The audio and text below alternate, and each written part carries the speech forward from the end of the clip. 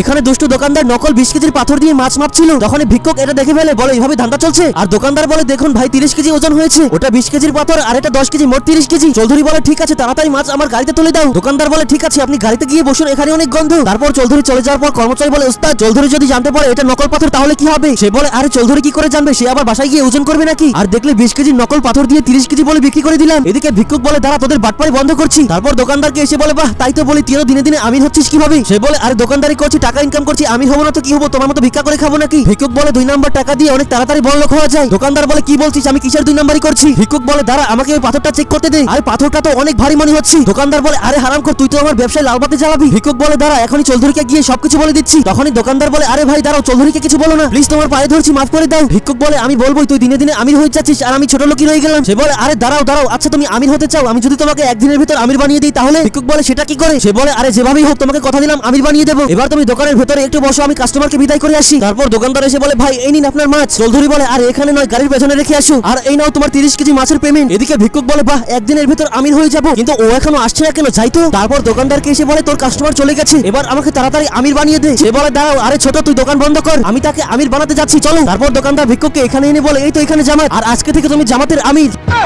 কি বানিয়ে দিয়েছি তো আমির, এবার তাদের সাথে ঘোরো।